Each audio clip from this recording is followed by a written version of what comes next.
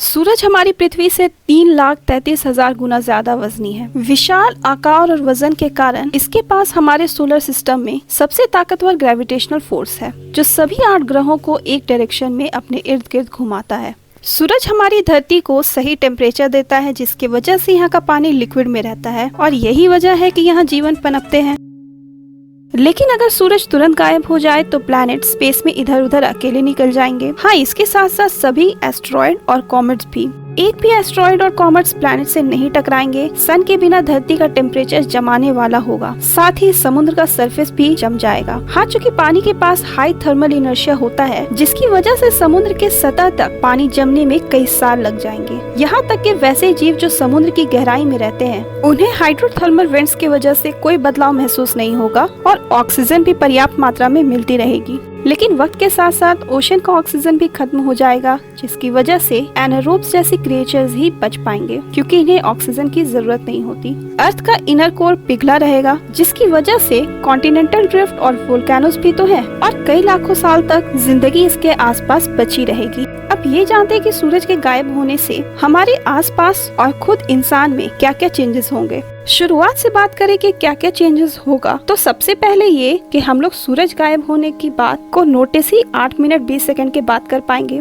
क्योंकि ये बात हम सभी जानते हैं कि सनलाइट को 8 मिनट 20 सेकंड तक लगता है अर्थ सरफेस तक पहुंचने में। पृथ्वी का वो साइड जो सन को फेस कर रहा होगा, वो ठीक 8 मिनट 20 सेकंड के बाद घने अंधेरे में ढक जाएगा। जैसे ये ताजमहल 8 मिनट 20 सेकंड पहले और अब ये 8 मिनट 20 सेकंड बाद। लेकिन अब ये बात तो सोचना बनता है कि अर्थ का वो हिस्सा का क्या होगा जो चांद को फेस कर रहा होगा। यकीनन वो लोग भी नोटिस कर पाएंगे, क्योंकि चमचमाती हुई चांद डल पड़ जाएगी।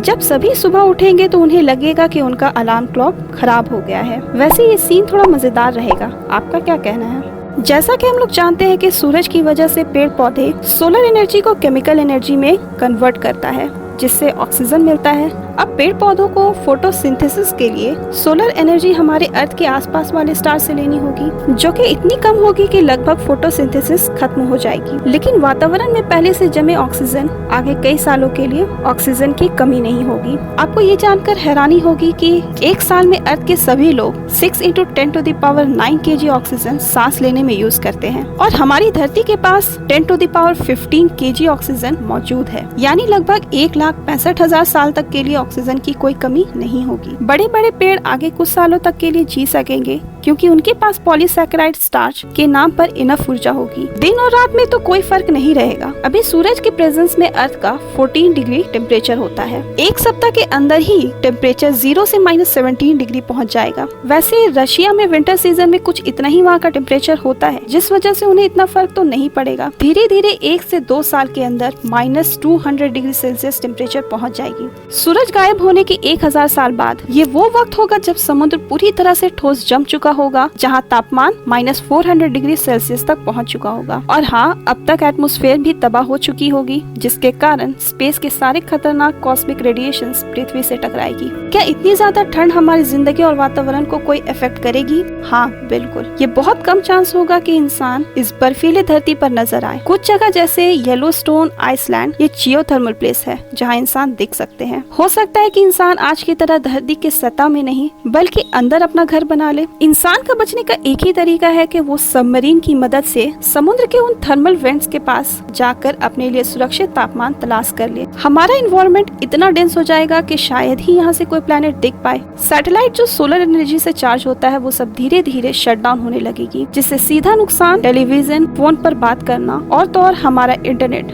सबका कनेक्शन बंद होने लग जाएगा। वैसे तो मुझे लगता है कि बिना इंटरनेट की कमी आधी आबादी ऐसे ही खत्म हो जाएगी, है ना? सूरज की कमी से हमारी धरती का एटमॉस्फेयर बर्फीला हो जाएगा। एटमॉस्फेयर में बर्फ बनेगी और वापस धरती पर आ जाएगी, और दिन ब दिन बर्फ के कारण धरती की सतह मोटी पर मोटी होती चली जाएगी। बस समझ लीजिए कि प्लूटो वाला हाल हो जाएगा। ये तो हुई अर्थ में सूरज के बिना क्या क्या बदलाव होगा।